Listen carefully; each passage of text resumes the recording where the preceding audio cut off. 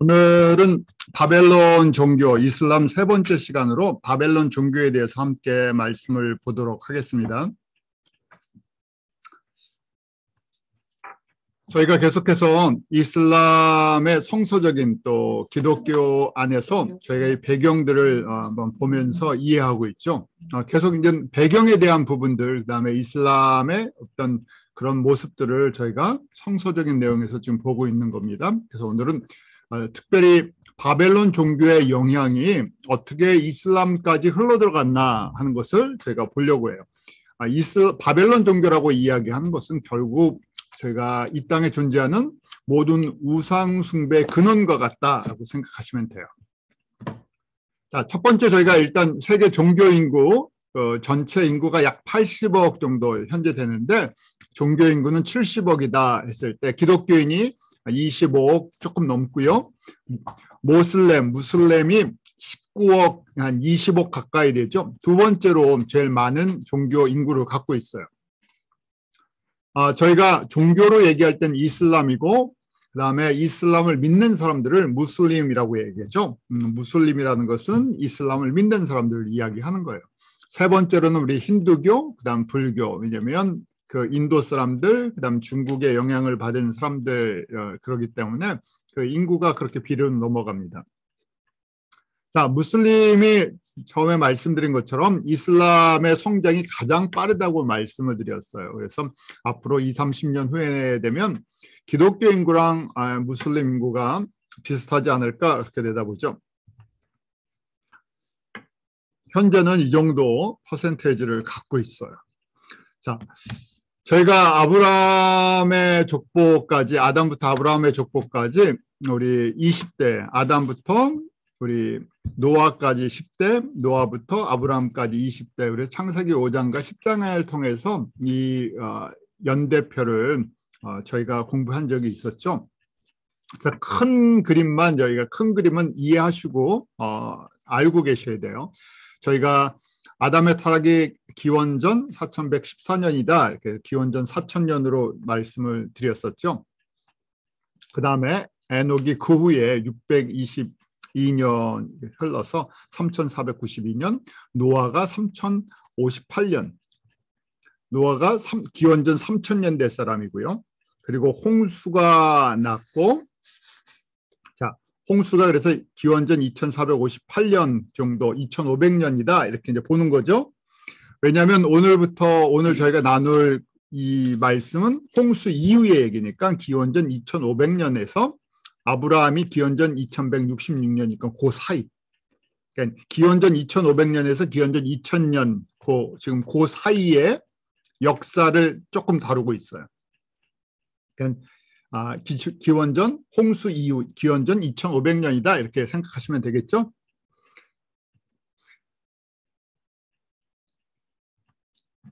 왜냐하면 이제 홍수 이후에 이제 저희가 지금 살고 있는 지금 성경의 배경이 이제 시작되는 성서적인 배경이 홍수 이후에 새롭게 시작돼서 그래요. 노아의 자녀들을 통해서 이 땅에 백성들이 흩어져 나가죠. 창세기 10장 32절에 보면 이들은 노아 자손의 족속들이요 그 세계와 나라대로라. 홍수 후에 이들에게서 땅의 열국 백성이 나뉘었더라. 성서적인 배경이에요.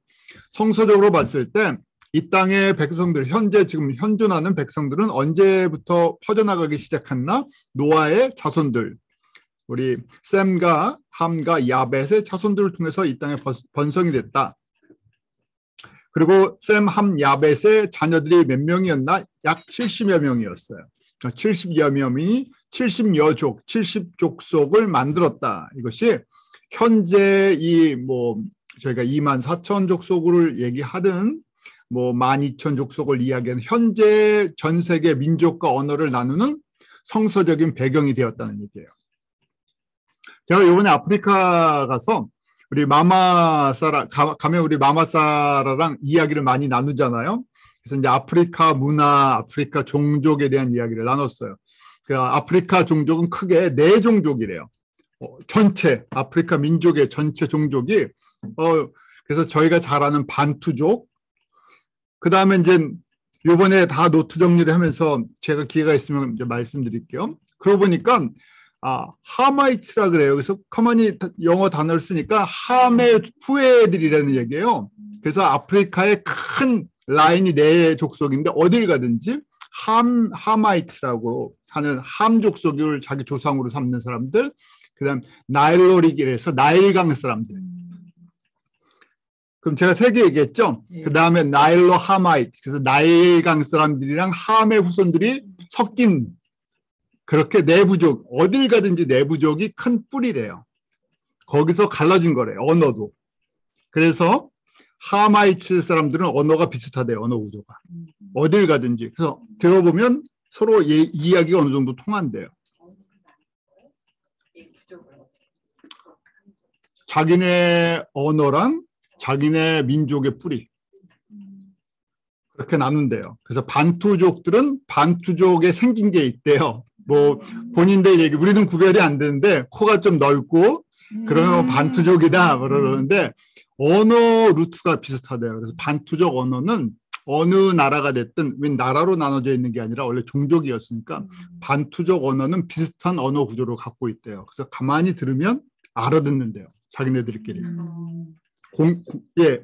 단어를 쓰는 것들이 비슷한 것들이 있어서 그러니까 조금 표현들이 다를 뿐이지. 그래서 제가 열심히 공부를 했어요. 그래서 공부를 하면서 왜 이런 걸 진작 안 가르쳐줬나. 그랬더니 아프리카에서는 이걸 초등학교 과정 속에 배운대요. 역사 공부 속에서.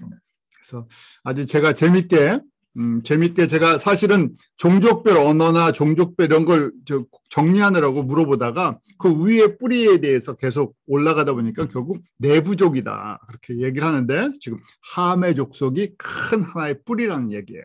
그렇게 조상을 잡고 있어요. 자, 오늘 함 이야기가 나오기 때문에 그래요. 그래서 창세기 10장 6절에 함의 아들은, 함의 자손은 구스, 미스라임, 붓, 가나안이다 이렇게 돼 있죠. 그래서 우리가 내 함이 크게 내 부족, 내 그 지역을 담당하는데, 구스는 지금의 에티오피아랑 수단의 조상이다 이렇게 봐요. 흩어진 지역이. 그래서 하마이츠라는 사람들이 이쪽으로 내려갔어요.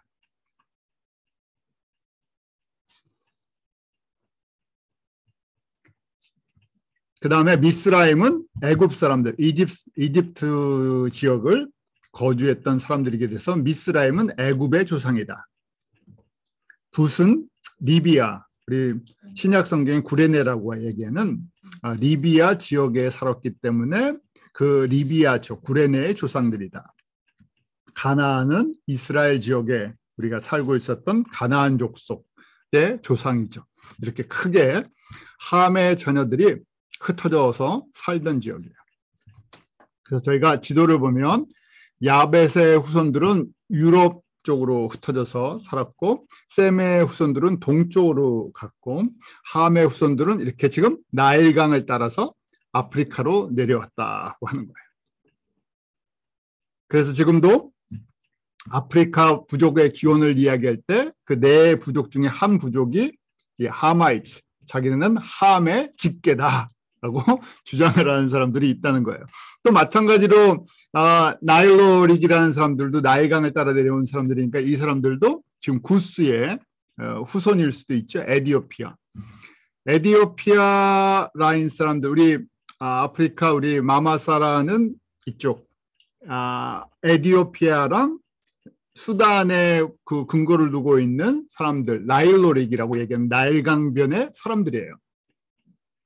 그래서 그 언어를 쓰고, 그 사람들의 특징은 다른 지역보다 피부가 더 까맣죠.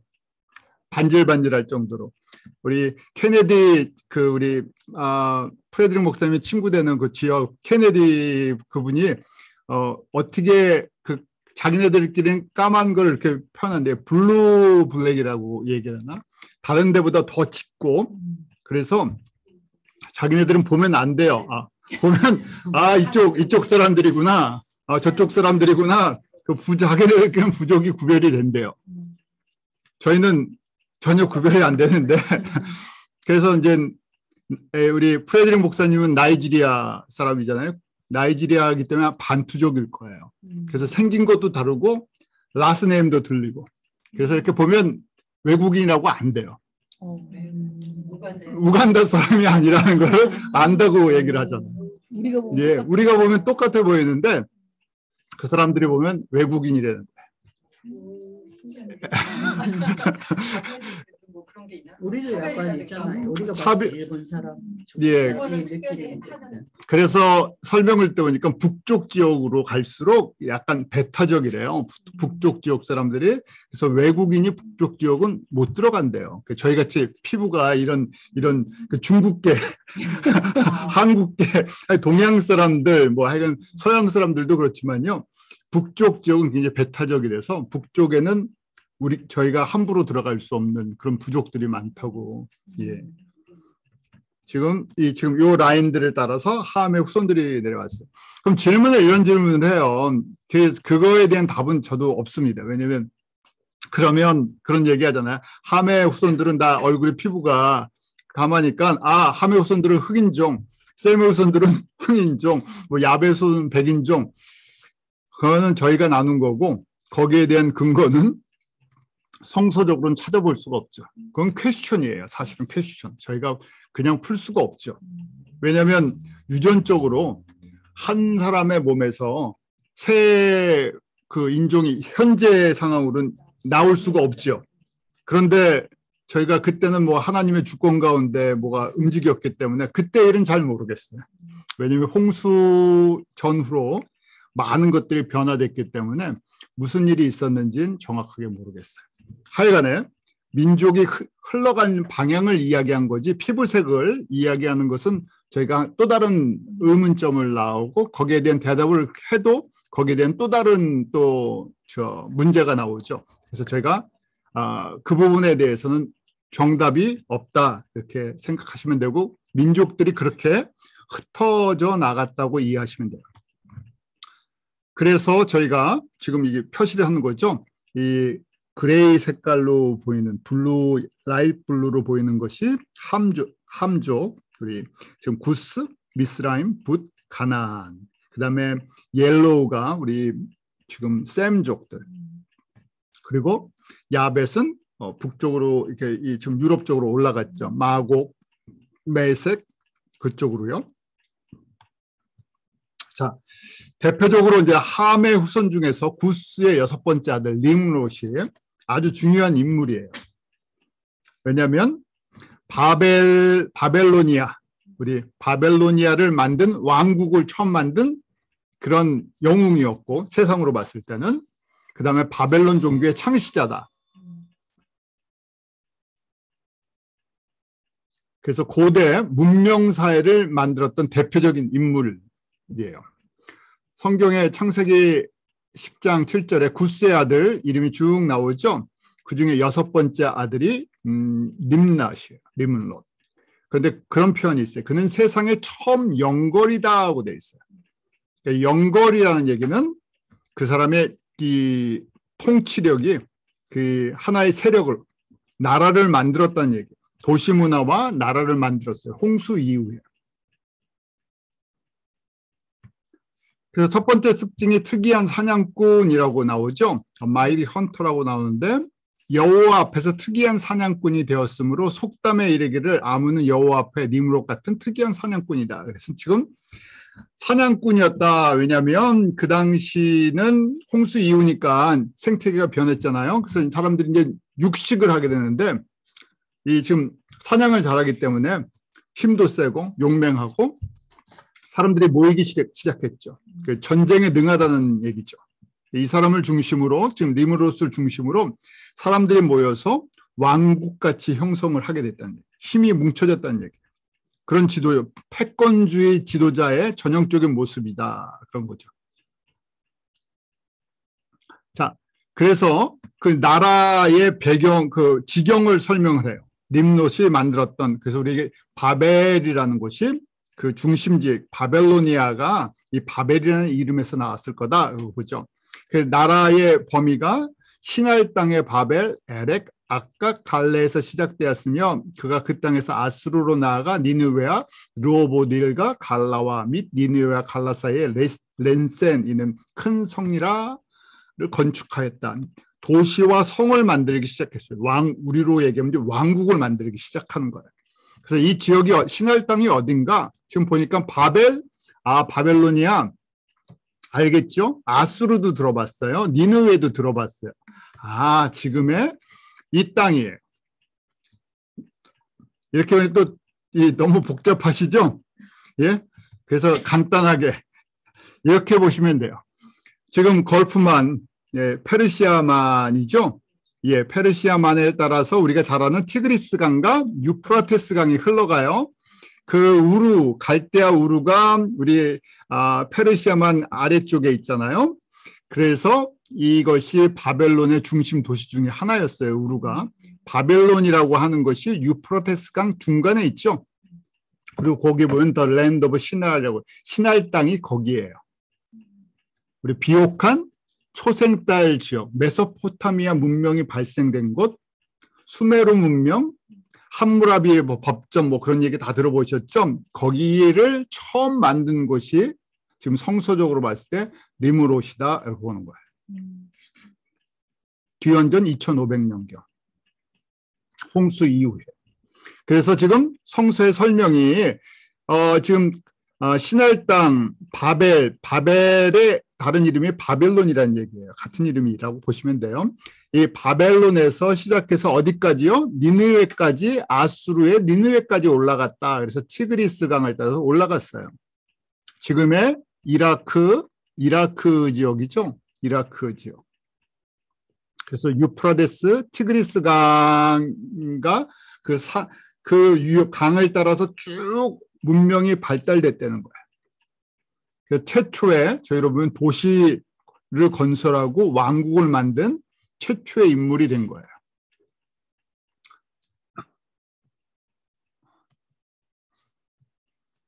그리고 저희가 잘 아는 대로 그곳에 바벨탑을 쌓게 되죠. 바벨에 있는 탑이기 때문에 바벨탑이라고 얘기를 하는 것이에요. 창세기 11장에 그 배경에 대해서 이제 설명이 나옵니다. 그 당시의 배경에 대해서. 온 땅의 구음이 하나요, 언어가 하나다. 그래서 저희가 성서적으로 봤을 때 이때까지 뭐라는 얘기예요? 70여 부족, 노아의 자녀들이 같은 언어를 쓰고 있었다는 얘기예요. 그래서 지금 누구를 중심으로요? 리므롯을 중심으로 힘이 다 합쳐졌어요. 그들이 동방으로 옮기다가 시날 평지를 만나 거기 거하고 지금 바벨로니아, 우리 리므롯이 왕국을 만들게 된 배경이에요. 그러면서 말하기를 벽돌을 만들어 견고히 굽자 하고 이에 벽돌로 돌을 대신하여 역청으로 진흙을 대시고 지금 성과 도시 문명을 만들어내기 시작했다는 얘기예요. 문명 국가를요. 그냥 주어진 걸 하는 게 아니라 지금 문명을 만들어낸 거예요. 그러면서 말하기를 성과 대를 쌓아 꼭대기를 하늘에 닿게 하여 우리 이름을 내고 온 지면에 흩어짐을 면하자 하였더니 지금 노아의 홍수 사건이 무슨 얘기예요? 사람들에게 이 공포를 줬다는 얘기죠. 그래서 다시는 이런 일을 우리가 당하지 말자. 힘을 뭉치자. 높게 쌓자. 우리가 도시를 건설을 하고 저희로 얘기하면 배수시설 만들고 하여간 다 해서 우리 홍수나 이런 자연재해를 대비하자. 우리는 얼마든지 할 수 있다 그래서 지금 만들어낸 거예요. 그러면서 바벨탑을 쌓죠. 이 바벨탑은 저희가 어원이 밥엘이라는 그냥 그 단어의 뜻에 의하면 밥이라는 것이 게이트, 문이라는 뜻이고 엘은 우리 엘로힘 할 때 엘, 신이라는 것이죠. 신의 문, 하늘의 문, 하늘에 닿는 문이다. 이런 하늘로 가는 문이다 하는데 그곳에서 하나님을 내가 만나겠다. 다른 얘기로 하면 하나님을 대적하겠다. 이제는 내가 하나님의 뜻에 굴복하지 않겠다. 내가 하나님이 되겠다 하는 그런 걸 갖고 있죠. 그래서 저희가 이런 모양으로 만들었을 거다고 한번 사람들이 생각을 해보는 거예요.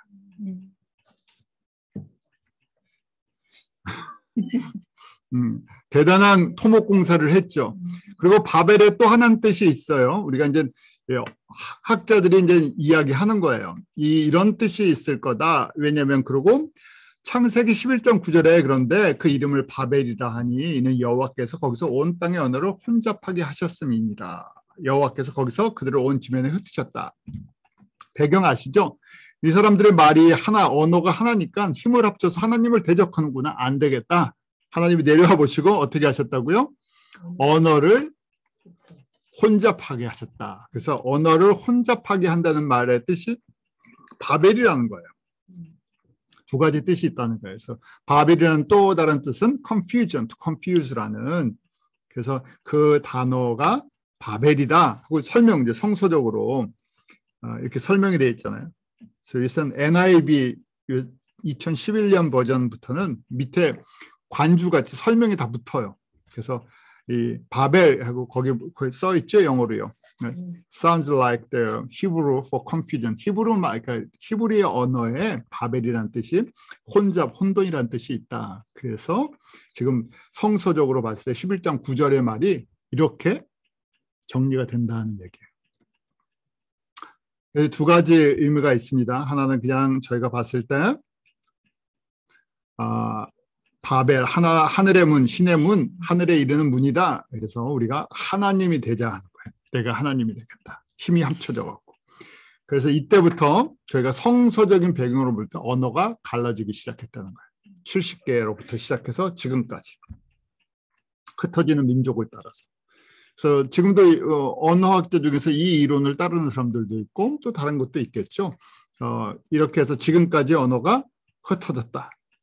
그래서 저희가 이 내용을 봤을 때 천년왕국 때를 한번 생각해 볼 수 있어요. 천년왕국은 이거의 반대 개념이잖아요. 이거는 지금 저주를 받고 사람의 수명과 이런 모든 것이 없어져 가는 거고, 반대로 천년왕국은 모든 것이 회복되어 가는, 에덴 동산으로 들어가기 전에 모습으로 회복되니까 그때는 저희가 이 나라와 민족이 달라도 언어가 통하지 않을까? 뜻을 이해하지 않을까? 그러니까 지금이랑은 또 다른 환경으로 바뀌겠죠. 왜냐하면 이 상태에서는 저희가 천년을 살 수가 없잖아요. 그러니까 다른 환경, 언제 환경인가 홍수 이전의 모습으로 돌아가면서 언어나 이런 것도 우리의 어떤 지혜나 지식의 한계성을 뛰어넘지 않을까? 여러 가지를 생각해 볼 수 있죠. 이 모습을 보시면서요. 자, 이렇게 해서 언어가 70개 언어부터 시작해서 퍼지기 시작했습니다.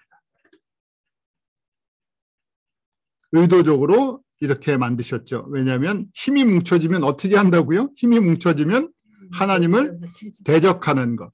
그래서 이 바벨에서 시작된 것이 바벨론 문화, 바벨론 종교, 바벨론 체제는 뭐를 대적하는 거예요? 하나님의 질서와 창조의 모든 목적을 반대하는 거예요. 그럼 저희가 지금 살고 있는, 하나님을 떠나서 사람들의 힘이 뭉쳐지고 기술이 발달되고 이러니까 결국 똑같은 일을 하죠. 사람이 하나님이 되고 싶어. 내가 창조주의 이치에 들어가서 하나님을 부인하고 사람이 사람을 만들어내는 일이나 그 다음에 모든 것들을 조절하려고 하고요. 결국 창조주의 위치에 사람들이 들어가려고 하죠. 지금 세상에 나오는 이슈들, 세상적인 이슈나 종교의 모습을 이 모습 속에 보면 저희가 이해할 수 있어요. 어떤 세상을 만들려고 했던 건가. 바벨이라는 리므롯이, 그러면 정확하게 지금 우리가 살고 있는 이 시대에 사람들이 추구하는 그런 모습들을 저희가 이 안에서 발견할 수 있죠. 자, 바벨론 종교는 그래서 리므롯을 중심으로 시작이 됩니다. 리므롯은 태양신, 남신을 상징해요. 그리고 아내인 세미라미스는 여신, 달을 상징을 해요. 모든 바벨론 종교가 모든 이 세상 종교의 기원과 같다. 그렇기 때문에 세상 종교의 여신, 달을 숭배하는 것들이 항상 있죠.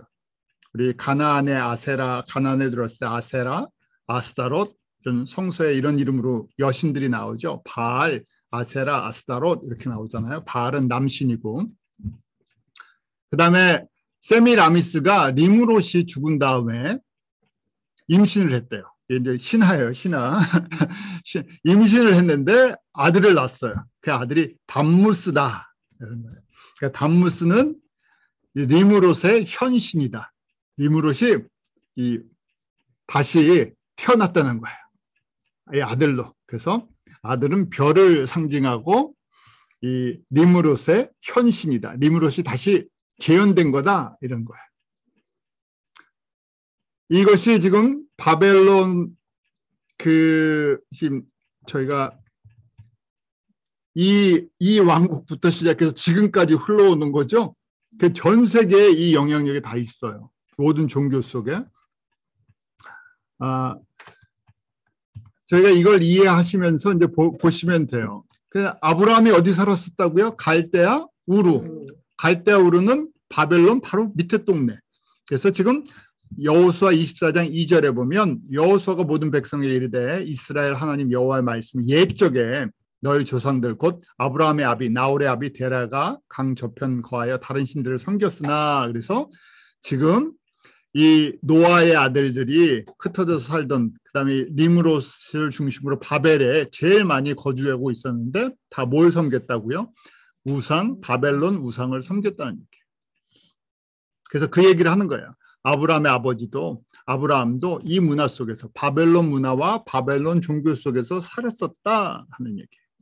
훨씬 저희가 이제 배경을 보면 이해가 돼요. 왜냐하면 그 도시 문화 속에서 그 살았던 사람들이기 때문에 그래요. 메소포타미아 문명 속에서. 이 표현을 이렇게 하는 거예요. 그래서 니므롯은 태양신, 그 다음에 세미라미스는 여신이면서 달, 그 다음에 이 풍요와 자녀를 갖다 공급한다. 말이 좀 이상한데 옛날에는 그랬었죠. 다산. 축복이 왜냐면 자녀를 많이 낳아야 되니까 다산. 예. 그래서 모든 신화 속에 다산, 여신의 영향력이 굉장히 중요했어요. 그 다음에 우리 태양신의 아들 담무스가 태어난 것을 기념한 게 사실은 그래서 원래는 이것이 태양신을 섬기는 날이었는데 기독교 콘스탄티노스가 그 기독교로 개종을 하면서 이걸 바꿨죠. 개념을 바꾼 거예요. 사실은 그래서 저희가 문화와 역사를 이해를 하면 그 안에서 원래는 그 세상 문화, 그 다음에 세상 종교였던 것이 기독교 나라로 바뀌면서 그 상징적인 게 바뀐 게 굉장히 많죠. 그런 것들을 좀 이해하셔야 되는 것이 사람들이 그래야 거부감 없이 적응이 되기 때문에 그래요. 한국의 그 제사를 지내는 거, 우리 한국뿐만 아니라 중국도 그렇죠. 제사 문화가 굉장히 강한데 그게 한꺼번에 안 바뀌어지잖아요. 그래서 우리가 추모 예배, 추도 예배라는 것들을 만들어냈죠. 성경에 보면 추도 예배라는 것은 사실은 없어요. 근데 한국적인 문화를 갖고 있기 때문에 한국 사람이 갑자기 모든 걸 다 버릴 수가 없는 거예요. 왜냐하면 뿌리가 그런 뿌리를 갖고 있기 때문에 그래서 과도기죠. 그걸 만들었는데 저희가 앞으로 한 30년 지나가면 그것도 없어지겠죠. 왜냐하면 지금 세대들은 아예 그런 것조차 별 관심이 없는 이제 세대가 됐으니까 시간이 지나면 또 문화의 영향을 받아서 바뀔 거예요. 그래서 그런 과도기적인 중간에 그런 과정들을 만들어내죠. 그래서 로마도 마찬가지였어요. 로마 제국이 기독교로 국교를 바꾼 다음에 이렇게 태양신을 섬기고 있었는데 그게 한꺼번에 바뀌어지지 않죠. 그래서 그런 것들을 하나씩 갖고 들어왔죠. 그런데 나중에 좋은 것도 있고 그것이 거꾸로 나쁜 전통을 만들어낸 것도 있죠. 자, 바벨론 종교의 영향은 한 나라에 미친 것이 아니라 중동과 아랍, 우리 이제 성서적인 배경 모든 나라에 영향을 미쳤어요. 왜냐하면 거기서 문명이 흩어져 나갔기 때문에. 또 메소포타미아 문명뿐만이 아니라 모든 그 세계 4대 문명이라고 얘기하죠. 그 나일 문명, 그다음에 이 인도 쪽에, 중국 쪽에 우리 대표적인 문명 지역에 다 똑같이 여신 숭배 사상과 그 여신과 아들에 대한 것들이 있어요. 그래서 이집트에는 이시스랑 호루스가 있어요. 이시스는 여신이고 호루스는 아들이에요. 그러니까 아들을 이렇게 먹이는 거. 우리 지금 세미라미스, 담무스와 똑같은 패런들을 갖고 있어요. 중국에는 식무라고 되어 있고요. 간음상, 인도에는 대박기, 우리 그리스 로마는 대표적으로 여신 아프로디테, 비너스, 그다음에 로마 신화로는 다이아나, 다 마찬가지죠. 다산, 풍요 이런 것들을 제공해 주는 거예요. 그리고 이름이 마리아로 이제 바뀐 거죠. 그래서 로마 카톨릭이 마리아 사상을 빨리 집어넣어 버렸죠. 사람들이 이질감이 생기지 않으니까 그래요. 원래 갖고 있었던 건데 살짝 바꿔준 거죠. 그 다음에 사우디아라비아의 이제 우리 이슬람의 그 성지 메카, 모하메시 태어난 곳, 거기에도 오랫동안 우상 바벨론의 영향이 있었어요. 근데 거기는 거꾸로 달신을 남자신으로 생각해요. 헬신을 여신으로 생각해요. 그래서 우리 이슬람 국교를 갖고 있는 건 다 초생달을 그리고 있죠. 그것이 알라를 상징한다. 근데 그게 독창적으로 만든 게 아니라 결국 이 오랫동안 사우디아라비아 지역에 있던 달신, 우상을 섬겼던 그것을 갖다가 그들이 받아들인 거예요. 그래서 토속 종교를 자기네가 새롭게 해석을 한 거죠. 원래 다신 숭배 사상을 갖고 있었던 곳이에요. 이 메카, 사우디아라비아 지역이 폴리테이즘, 다신을 숭배했던 것인데 모하메시 우리는 다신이 아니라 일신이다. 알라만 신이다 하는 주장을 하게 된 건데 알라가 원래 있었던 거예요. 원래 있었던 건데 알라가 하나님이다 하고 이 사람들은 주장을 하는 거죠. 이런 배경들을 갖고 있어요. 자, 이슬람의 배경 간단하게 설명을 드릴게요. 우리 마호멧의 출생, 마호멧이 AD 570년에 메카에서 태어나게 됩니다. 메카는 그 당시 그 지역의 중심지였는데 많은 우상의 중심지예요. 많은 신당들이 있었어요. 그래서 지금 메카에 지금 이슬람 제일 큰 사원이 있죠. 메카가 이슬람의 최고 성지예요. 그 메카의 그 사원이 있는데 그 중에 핵심은 카바 신전이에요. 카바 신전이 있는데 카바 신전 안에 또 블랙스톤이라는 흑석이 가운데 있어요. 근데 이 메카 안에 원래는 360개의 신들이 있었대요. 원래 오리지널 이 지역에 메카 지역에 그 메카의 원래 사원에 근데 이것을 갖다 이슬람으로 통일을 해버린 거예요. 모하멧이. 저희가 잘 아는 이슬람의 중요 5대 교리가 있어요. Five Pillars of Islam 해서 저희가 이슬람의 원래 수니파에 있는데 이건 뭐 시아파도 다 따른다고 해요. 그래서 5대 교리, 가장 중요한 5대 교리 그 중에 하나가 성지순례를 평생에 한 번 해야 된다. 그래서 성지순례하는 것을 하즈라고 하죠. 어떤 분들이 하지라고 하죠. 하지. 그래서 하지는 성지순례를 마친 사람들을 얘기할 때 하지라고 하는 거고 정확하게 성지순례라는 것은 하즈라고 해요. 그래서 약 4일에서 5일간 일반적으로 해요. 그래서 5대 교리주기 때문에 이 5대 교리이기 때문에 사우디아라비아는 이걸로 이제 이슬람 국가에 영향을 주는 거죠. 우리가 이 성지, 최고 성지를 갖고 있다. 그러니까 우리가 종주국이다. 또 하나는 우리가 기름을 많이 산유국이니까 제일 부자고 그 다음에 지금 제일 중요한 이슬람 성지를 갖고 있어서 우리가 이 이슬람의 종주국이다 하고 주장을 하는 거죠. 자, 여기 이제 간단하게요. 제가 이슬람의 성지순례를 평생은 한 번 하고 돈이 있으면 좀 더 하죠. 이게 저희가 전에 한번 말씀드렸는데 모슬렘이 제일 많은 나라가 어디라고 말씀드렸어요. 현재 모슬렘 인구가 제일 많은데 인도네시아가 인구가 제일 많기 때문에 거기가 제일 많다 그랬잖아요. 그래서 이 하지 비자가 있대요. 그러니까 아무나 오는 게 아니라 성지순례 할 때 성지순례 비자를 받아야 된대요. 그래서 이때 이제 좀 사우디가 힘을 준대요. 그러니까 이 쿼터를 줘야 되잖아요. 아무나 막 줄 수 있는 게 아닌데 제일 많이 신청한 나라가 어디겠습니까? 인도네시아. 그때 이제 힘을 주고 이렇게 잘 보여야 성지순례를 할 수 있으니까 그때 이제 힘을 준다고. 그래서 비자를 받아야 간대요. 메카가 저기에 있습니다.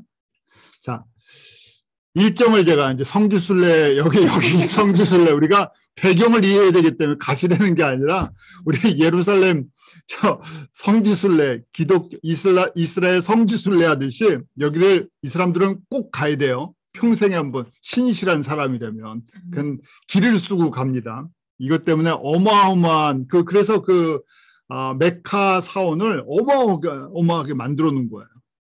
사람들이 엄청나게 오니까. 처음에 이제 일정이 어떻게 되느냐. 카바 신전을 7바퀴를 돈대요. 반시계 방향으로. 왜 7바퀴를 도냐? 우리 성서적으로 완전 숫자 아니면 뭐 이런 거 있겠죠. 그리고 거기에 언덕이 있는데 사파랑 마르와라는 두 언덕인데 거기에 7번 왕복해야 된대요. 왜 왕복을 하냐? 하갈이 이스마엘에게 물을 먹이기 위해 방황하고 찾던 곳이 여기다 하면서 여기가 지금 쉽게 생각해서요. 지금 메카가 이 사람들의 성지지만 이 사람들은 뭐라고 얘기를 하냐면 아브라함의 직계가 누구예요?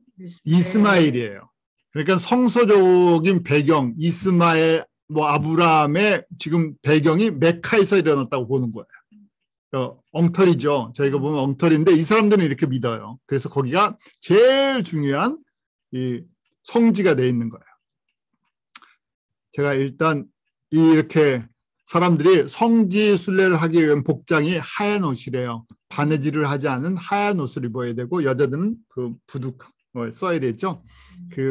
머리를 꼭 감싸야 되고 하얀 옷을 입어야 돼요. 그래서 이 옷도 따로 구입하는 거라고 얘기를 합니다. 이게 카바 신전이에요. 까맣게 돼 있는 거 있죠. 전체가 이제 메카 사원이고 메카 사원의 지금 이 까만 부분이 카바 신전이에요.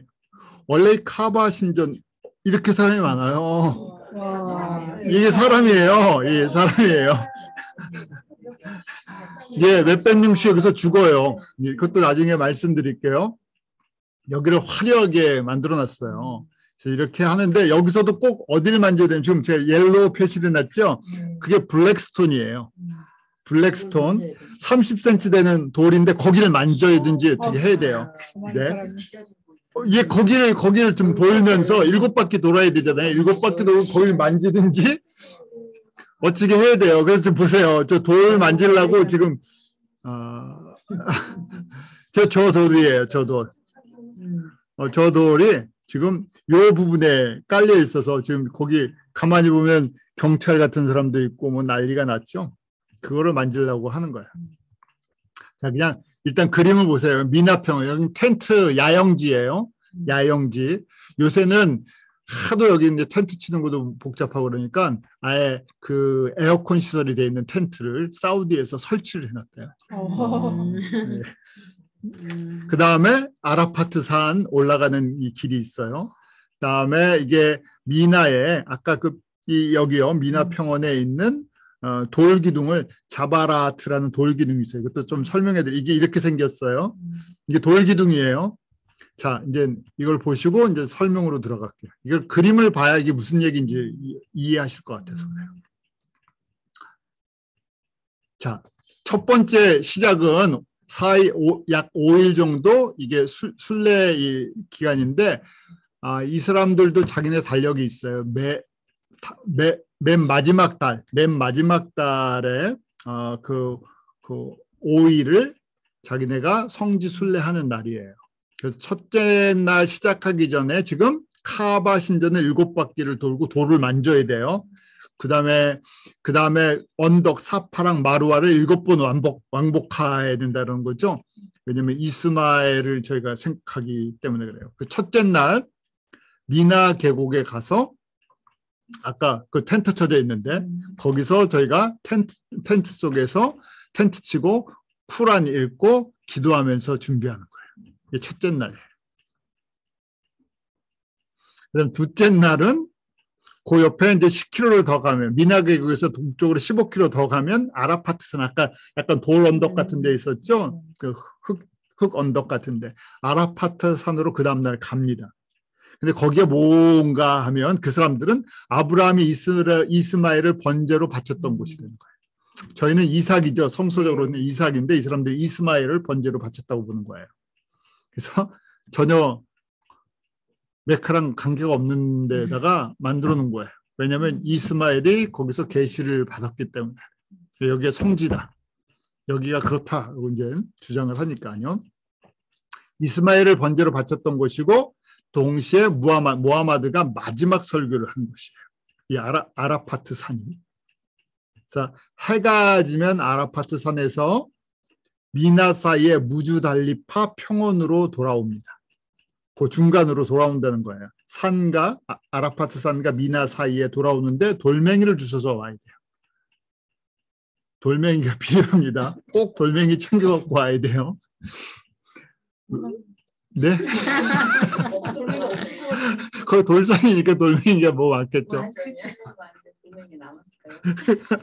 돌산이어서 계속 갖다 뿌려놓겠죠. 자, 셋째 날 돌멩이를 왜 갖고 왔냐? 돌멩이 7개를 가지고 와서 그 텐트 지역 있잖아요. 텐트에 아까 그 돌기둥 있었죠. 자바라트 돌기둥에 돌멩이 7개를 던져야 된대요. 왜 던지냐? 악마를 쫓아내는 의미래요. 그 돌기둥은 뭐냐? 그랬더니 사단이 아브라함을 시험했던 곳이다. 아니 사단이 무슨 아브라함을 시험했냐? 그랬더니 이스마엘을 하나님께 바치려고 했는데 사단이 나와서 말렸대요. 하지 말라고. 그래서 유혹하는 사단을 아브라함이 물리쳤다는 거예요. 그래서 그걸 기념하기 위해서 돌을 던진다는 거예요.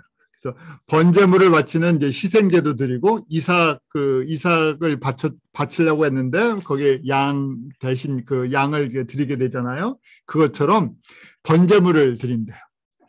번제물을 드리고 이렇게 번제물을 드린 다음에 머리를 완전히 밀거나 일부를 자른대요. 그러고 나서 이제 그 하얀 옷, 그 성지순례 옷에서 평상복으로 갈아입으면 가장 중요한 하즈의 3일을 기본 행사를 다 마친 거예요.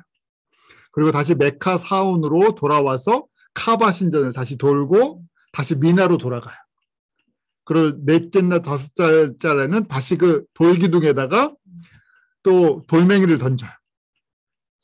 많이 줘.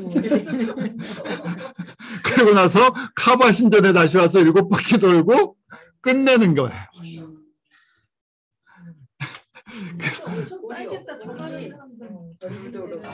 자, 그래서 지금 이게 일정을 만들어 놓은 거예요. 지금 메카 사원의 지금 2번이 그 카바 사원 7번 도는 걸 타프라고 부른대요. 그래서 7바퀴 돌고 그다음에 그 두 언덕 있잖아요. 그 사파랑 뭐 그 언덕을 왔다 갔다 지금 7번 뛰어가면서 물 찾았던 이스마엘을 기념하고 그리고 나서 하라동굴 그 무하마드가 처음 가브리엘 계시를 받은 것 방문을 하고 이제 그다음 미나평원 5km 옆에 있는 미나평원으로 옮겨서 야영을 하고 그다음 날 아라파트 산으로 올라가서 거기서 돌멩이 주워 갖고 이제 이렇게 내려오면서 중간에 무주달리파에서 잠깐 휴식을 하고 미나로 와서 악마의 기둥에 돌 7개 던지면서 자신의 죄를 용서받는다는 얘기예요. 그리고 나서 다시 카바 신전에서 돌고 그 다음에 다시 미나로 와서 돌멩이 5분의 21개 던지고 다시 그리고 다시 카바로 와서 또 7바퀴 돌고 끝. 이 과정에서 수백 명이 어떨 때는 수천 명이 깔려 죽어요. 예. 그래갖고 이럴 때마다 이제 사우디아라비아 정부에다가 이 순례자들이 계속 좀 문제를 제기하니까 이 자기네 또 그 권위도 떨어지고 사고에 대한 책임이 사우디 정부에 있으니까 이걸 막으려고 여러 가지 지금 시설들을 마련하고 안전 조치를 취하는데 워낙 한꺼번에 사람이 많이 몰리니까 이런 문제가 끊임없이 발생된다고 하는 거예요. 자, 그림을 보시면 이제 이 뭘 하는지 이해하시겠죠? 이걸 하즈라고 하고 평생에 한 번은 꼭 하는 이슬람 사람들의 모습이에요. 막 섞여 있죠. 이슬람은 저희가 570년에 모하메드 태어나서 우리 그 다음 40살이 됐을 때 그 자기가 계시를 받았다고 했기 때문에 기독교 분파, 약간 이단 분파의 영향을 받았다고 보는 거예요. 그래서 혼합 종교예요. 원래 갖고 있었던 저희가 배경을 보면 이 메카의 아라비아의 원래 토속 신앙, 달신을 섬기는 거, 그 다음에 기독교의 이런 성서적인 배경들 이런 거를 짜집기를 했죠. 짜집기를 해서 만들어냈어요. 그래서 그런 배경들을 갖고 있습니다. 그래서 이게 지금 돌기둥에다 지금 돌 던지는 모습이 이런 모습이에요. 와, 저기다 어떻게 자, 그 다음에 이제 중요한 것이 라마단이 있죠. 이제 이슬람 달력에 9월 달에 한 달간 금식을 합니다.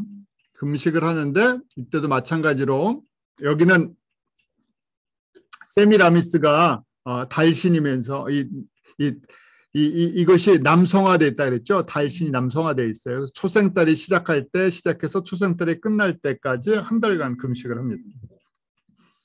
그리고 메카 지역의 원래 오리지널 족속이 쿠레이시라는 족속이래요. 쿠레이시라는 족속인데 요것도 조금 이따 제가 더 설명을 드릴게요. 여기도 이게 다신 체계를 갖고 있어요. 또 마호멧의 가정의 배경을 보면 아버지 이름이 아부드 알라, 삼촌님은 오비에드 알라. 왜 지금 이 얘기를 하냐면 알라가 그 당시 흔했던 단어라는 것을 알게 해주는 거예요. 알라가 지금 마호멧이 내가 하나님의 계시면서 알라가 하나님이다 이렇게 해서 알라가 처음 등장하는 게 아니라 이미 바벨론 신이 지금 아라비아에 존재했던 신적인 이름이에요. 흔한 이름. 그래서 이전부터 섬겼던 달신의 이름이 알라다. 지금도 그렇대요. 왜냐하면 아랍어로 이 이슬람 사람들에게 성경을 번역하려면 하나님이라는 단어가 알라뿐이 없대요. 그래서 알라를 쓸 수밖에 없다 이렇게 이야기를 합니다. 자, 알라를 이렇게 쓰는데 알라의 그 어원은 알이 더 정관사래요. 더. 그다음 일라 엘 그 우리 성서의 엘이 하나님이잖아요. 일라가 갓이라는 뜻이라서 더 갓, 유일하신 신이다. 더 갓을 갖다가 알라 이렇게 쓰는 거예요. 알라는 여성형은 알라트예요. 왜냐하면 지금 알라가 알이라는 정관사랑 일라라는 갓의 합성어라 그랬죠. 그래서 이것이 원래는 달신의 남성형이에요. 달신의 남성형. 세미라미스가 여신인데 여기서는 남성형을 갖고 있어요. 달신인데. 그래서 메카 지역에 신들이 있었어요. 메카 지역의 대표적인 신들이 뭔가 저희가 지금 달신이라 그랬죠. 달신. 알라가 달신이에요. 초생딸. 그런데 딸이 3명이 있대요. 알라트, 아루자, 마나트.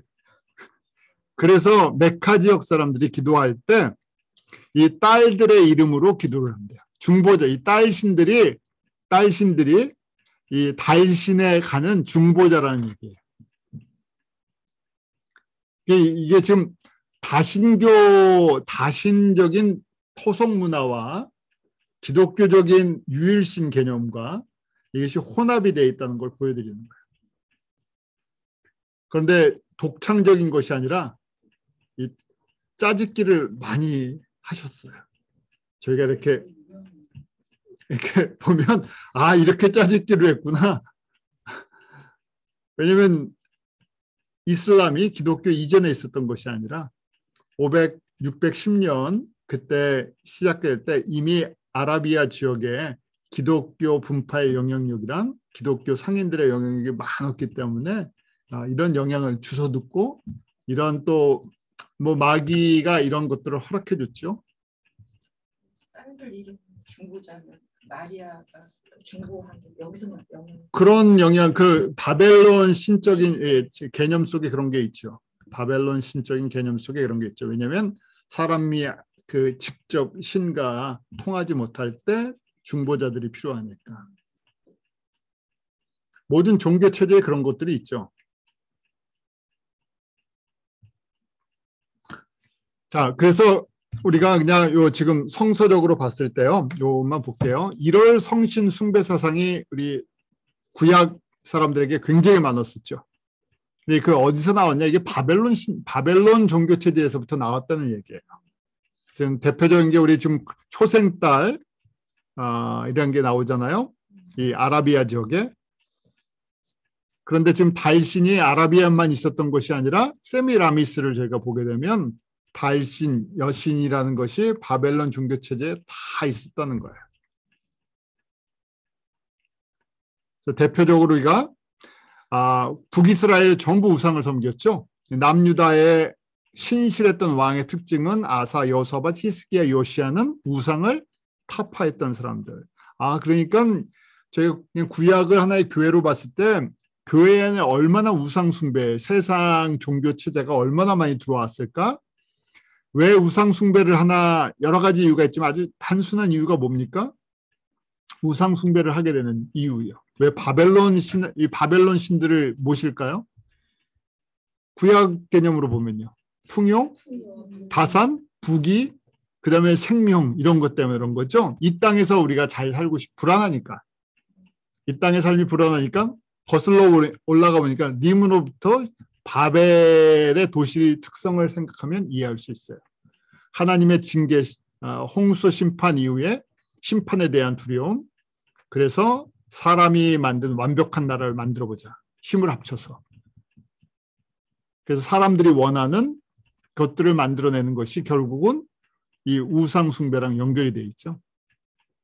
하나님을 떠나서 사는 사람들이 만들어내는 시스템이죠.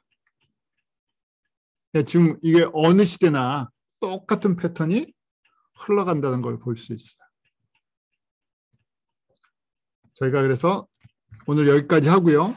다음에는 어떻게 잠깐 성서적으로 영향을 줬나 하고 보는 걸 한번 보도록 할게요. 기도하고 마치도록 하겠습니다. 지난주에 저희가 바벨론 종교에 대해서 간단하게 그 배경을 보면서 특별히 이제 이슬람의 그 기본적인 그 관습들을 저희가 좀 살펴봤었어요. 특별히 저희가 바벨론 하면서 우리 함의 자손 리므롯을 중심으로 바벨이라는 옛날 바벨로니아가 생겼고 도시 문화와 그 왕국이라는 이 세상 가운데서 하나님을 대적하는, 하나님 없이 살아가는 사람들의 그 나라의 특징들을 보았었죠. 그래서 그 지경이 오늘날 그 우리 유프라테스랑 티그리스 강의 그 중심진 메소포타미아 문명이 바로 이 니므롯을 통해서 세워진 바벨의 지역이었다 하는 것을 보았고, 바벨을 통해서 바벨탑을 쌓게 되죠. 바벨탑은 하늘에 이르는 문이다. 그러니까 내가 하나님처럼 되겠다. 하나님 없이 우리가 하나님처럼 우리가 높아지자 하는 그런 의미와, 또 성경적으로 11장 9절, 창세기 11장 9절에 나오는 것처럼 거기서부터 언어가 흩어지게 되었다. 하나님께서 언어를 흩으셨죠. 사람들이 한 언어를 쓰고 있었는데 그러다 보니까 한 마음으로 하나님을 대적하는 그런 불순종의 모습이 있어서 그때부터 언어가 70개의 언어 민족으로 흩어지기 시작했다. 혼잡케 한다는 두 가지 의미가 있다고 말씀을 드렸어요. 그래서 거기서부터 이 바벨론의 신앙이 하나님을 떠난 사람들이 만들어낸 신앙인데, 그것이 바로 니므롯을 태양신, 남신으로 하고 그 안에 세미라미스를 여신, 달로 섬기고 그 아들 담무스가 니므롯의 현신인 별로 섬기는 이 시스템을 가지고 전 세계 하나님을 대적하는 바벨론 종교의 영향력이 흘러가기 시작했다. 이렇게 이제 보는 거죠. 이런 바벨론 종교의 모든 모습이 그 세상 이교도라고 얘기하죠. 세상 모든 종교 가운데 다 들어가 있어요. 특별히 여신과 그 아들의 관계, 이런 여신 숭배 사상이 모든 종교마다 다 들어가 있죠. 여신을 숭배하게 되는 그 깊은 속에서는 특별히 다산과 축복을 상징하는 그런 것들이 깔려 있어서 그것이 바벨론부터 시작해서 유럽의 모든 그 종교 가운데 다 흘러가 있는 것을 저희가 알 수 있어요. 그중에 이제 우리 그리스 로마 신화에도 깊게 관여되어 있죠.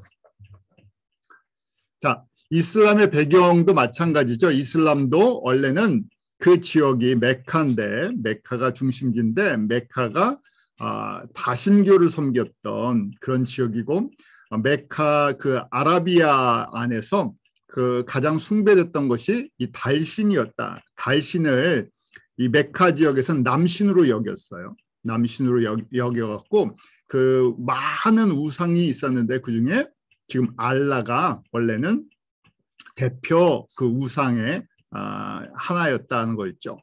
이슬람의 5대 교리 중에 하나가 성지순례, 이 메카를 방문하는 것이었는데, 그래서 메카를 방문하는 일정을 도표로 한번 봤었어요. 그래서 저희가 먼저 그 메카 안에, 메카 신전 안에 카바 사원, 카바 신전이 있는데 그 카바 사원이 제일 중심 사원이다. 그리고 그 사원 안에 이 블랙스톤이 있는데 그 돌을 만지는 것이 이 사람들에게 굉장히 중요하고, 바로 저희가 이곳에서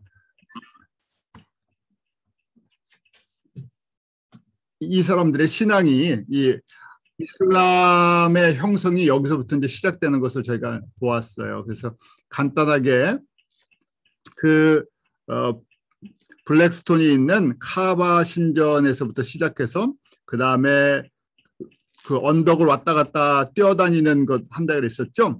왜냐하면 이스마엘이 물을 찾아서 뛰어다녔던 그걸 이제 연습하기 위해서, 기억하기 위해서 그런 걸 하고, 미나 평원에 갔다가 아라파트 산으로 가서 거기서 돌을 주워다가 다시 미나로 돌아와서 우리가 이 자바라트라는 돌 기둥에 돌을 던지는데 악마를 쫓아내기 위해서 던진다, 뭐 이렇게 했었어요.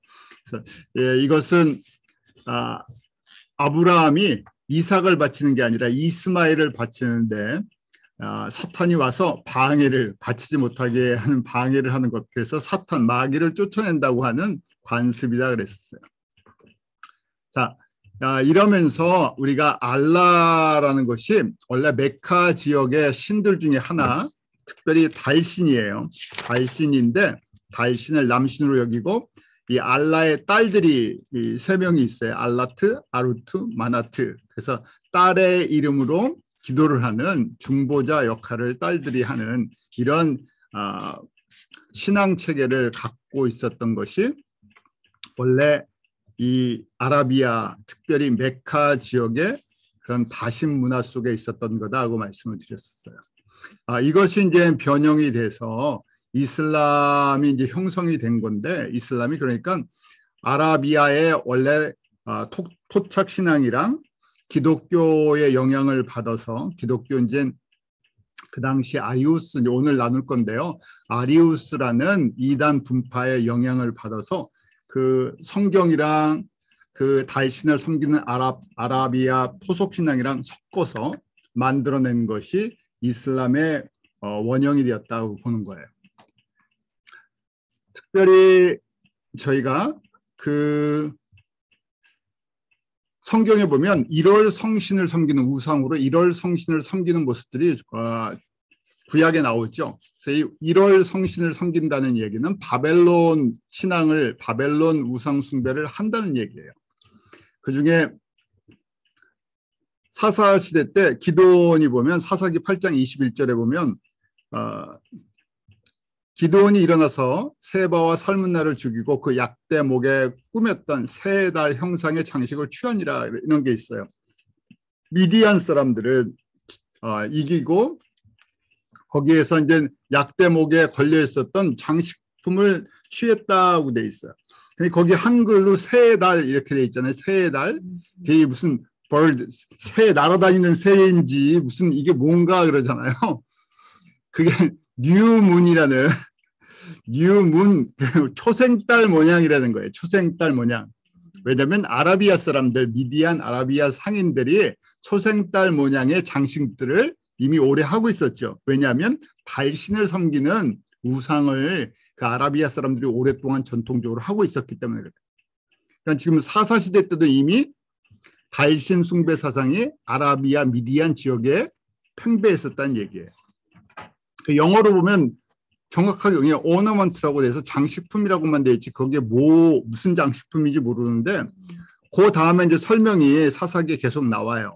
사사기 8장 24절부터 쭉 똑같은 얘기인데 그 어떤 걸 취했는지 8장 26절에 보면 제가 개정판으로 여기 올려드렸어요. 왜냐하면 초승달이라는 분명히 표현이 있으니까 8장 26절에 기드온이 요청한 금 귀고리의 무게가 금 1700세겔이요. 그 외에 또 초승달 장식들과 라고 되어 있죠. 초생달이라는 그래서 영어로 보면 the crescent ornament라고 초생달의 이 장식품이라고 정확하게 표현이 되어 있어요. 그래서 저희가 그냥 읽고 지나갔던 거였지만 그 당시 아라비아 미디안 이스마엘 이스마엘의 후손들이 초생달을 섬기는 이런 장식품을 이미 하고 있었다는 얘기. 이게 언제적인 줄 여러분 막 지금 기드온이 언제적 사람이지 이렇게 또 한참 계산하실 수도 있으실 것 같아요. 기드온이 언제적 사람입니까? 사사시대죠. 사사시대면 언제예요? 기원전 약 1400에서 300년 사이. 왜냐하면 저희가 지금 여호수아가 가나안을 정복해서 들어온 다음이죠. 네, 그래서 한 기원전 1300년경에 벌써 이게 오랫동안 여기에 깔려 있었던 우상 숭배의 모습이구나. 갑자기 이슬람이 생긴 것도 아니고 갑자기 이슬람이 초생딸을 섬긴 것이 아니라 바벨론 그 메소포타미아 지역에서부터 이것이 오랫동안 내려왔다는 것을 저희가 알게 돼요. 또 헤아달을 섬기는 예레미야 선지자 때도 보면요. 그런 말씀이 있죠. 예레미야 때도 예레미야 8장 2절에 보면 그들의 사랑하며 섬기며 순종하며 구하며 경배하던 해와 달과 하늘의 묵별 아래 쬐리니 하면서 그 우상 숭배하는 사람들의 그 모습들이 해, 달, 별들을 섬긴다는 것을 알게 돼요. 근데 해, 달, 별이 그냥 해, 달, 별이 아니라 그것이 지금 바벨론, 니므롯, 세미라미스, 담무스의 영향을 받은 그런 모습들이 다 깔려 있다는 걸 알게 돼요. 에스겔 선지서도 마찬가지죠. 에스겔 선지서에는 분명하게 담무스랑 그렇게 표현이 되어 있어요. 그래서 에스겔 8장 14절에 보면 거기 여인들이 앉아 담무스를 위하여 애곡하더라 하면서 담무스를 섬겼던 우상 숭배를 했던 모습을 기록을 해주고 있어요. 그리고 8장 16절에 보면 여호와의 손을 등지고 낯을 얼굴을 동으로 향하여 동방 태양에 경배하더라. 여기서 동방이라는 것은 아시아를 얘기하는 게 아니라 지금 이쪽 이스라엘의 동쪽을 이야기하죠. 그러니까 바벨론에서부터 영향받은 태양 숭배 사상이 여기에도 깔려 있다는 것을 저희가 보게 돼요. 굉장히 깊죠. 그러니까 가나안 땅과 메소포타미아 문명 그 전반에 얼마나 이 강하게 영향력이 있나? 또 태양을 섬기는 건 여기뿐만이 아니죠. 이집트도 태양신, 로마도 태양신. 그래서 다 바벨론 이 신앙이 이 바벨론 종교가 다 흘러가 있는 이름만 바꿔서 사용되는 것을 보게 돼요. 똑같은 표현이 계시록에도 바벨론이라는 표현이 있죠. 그래서 바벨론은 그냥 이 지금 지리적으로 메소포타미아 바벨로니아라는 그 니므롯을 통해서 세워진 첫 번째 왕국이지만 동시에 전 세계에 하나님을 대적하는 나라들을 상징하는 의미로 성경에서 쓰인다는 걸 알게 돼요. 그래서 큰 성 바벨론이 무너지는 것을 계시록 18장 2절에 표현해주고 있어요. 18장 2절에 보면 무너졌도다 큰 성 바벨론이요 라고 여러 가지로 해석할 수 있지만 큰 성 바벨론이 무너졌다. 그럼 이 큰 성 바벨론은 언제 시작된 건가? 니므롯을 통해서 시작된 창세기부터요. 창세기 10장부터 시작된 바로 이 세상의 왕국을 갖다가 저희가 볼 수 있죠. 하나님을 떠난 사람들이 만들어낸 왕국. 사람들이 세우는 사단에 의해서 세우는 시스템. 사단의 앞잡이가 돼서 이 땅 가운데 하나님을 대적하는 권세. 그 모든 것이 무너지는 것을 저희가 보게 돼요. 그래서 결국은 저희가 하나님의 나라, 그러니까 지금 교회, 저희가 단순하게 보면 교회와 큰 성 바벨론의 영적인 싸움이라는 것을 보게 되죠. 그런데 결론은 이미 나와 있죠. 큰 성 바벨론은 이 땅 가운데서 엄청난 파워와 영향력과 모든 것을 가진 것처럼 보이지만 때가 됐을 때 예수님이 다시 오셔서 무너뜨리시는 훈련 장소라는 거예요. 저희가 살고 있는 여기가 훈련 장소다. 하나님의 백성의 훈련 장소다. 그리고 저희가 큰 성 바벨론을 보는 것처럼 많은 사람들이 여기에 끌려가죠. 이 영향력이 더 클 거고요. 주님 오실 때가 더 가까울수록 어떻게 됩니까? 큰 성 바벨론의 파워랑 영향력이 점점 커지죠. 그 특징이 바로 18장 3절에 음행의 진노의 포도주를 인하여 만국이 무너지며, 그 특징이 음행의 진노라고 돼 있잖아요. 하나님 앞에서 하나님을 대적하는 양이 계속 채워지는데 거기에 취한다고 돼 있어요. 사람들이. 다 포함됐죠. 이 땅에서 보여주는 아름다움, 부귀, 영광, 즐거움, 쾌락, 여기에 다 포함이 돼 있으니까 점점 주님 오실 때가 가까울수록 불법이 성하다 그랬죠. 사람들의 쾌락을 추구하는 것이 더 강해지고요. 범죄도 더 강해지고요. 저희가 그런 시기에 살고 있어요. 그래서 마태복음 6장 24절에 보면 한 사람이 두 주인을 섬기지 못한다고 하시면서 예수님께서 그 중에 대표적인 것이 재물이라고 표현이 되어 있죠. 큰 성 바벨론에 갖고 있는 제일 파워 중에 하나가 이 돈이라는 것을 저희가 알게 돼요. 지금 저희 잠깐 인사 나누면서 갑자기 달러를 이 미국에서 이 이자율을 올리는 바람에 전 세계가 지금 이 환율 때문에 전체가 다 흔들리고 있죠. 전혀 미국이랑 상관도 없는 곳들도 다 지금 영향을 받고 잘못하면 이 부도나게 생겼다. 막 나라가 전부 부도 위기에 한국도 막 위험하고 전체가 다 흔들려요. 뭐 전 세계가 다 떨고 있죠. 그만큼의 뭐의 파워예요? 달러 파워가 이렇게 강하구나 하는 거 한번 저희가 그 제일 강한 파워 가운데 살고 있죠. 그 중에서도 뉴욕, 뉴저지가 제일 강한 것 같은데 글쎄 저희가 가진 게 많지 않아서 별로 장로님한테 좀 보내드리면 파워를 느끼실 텐데 저희가 그런 현장 속에 살고 있죠. 저희가 그런 한복판에 그 감사한 거는 그렇기 때문에 저희가 하나님의 나라에 대한 어떤 영적인 감각이 영적인 분별력이 더 있을 수 있는 기회가 있죠. 그만큼의 점점 하나님과 재물의 파워가 견줄 만큼 이 물질의 파워가 더 강해진다는 것을 알게 되죠. 그래서 디모데후서 3장 2절에 마지막 때에 대해서 바울이 사랑하는 아들, 영적 아들 디모데에 경고해 주죠.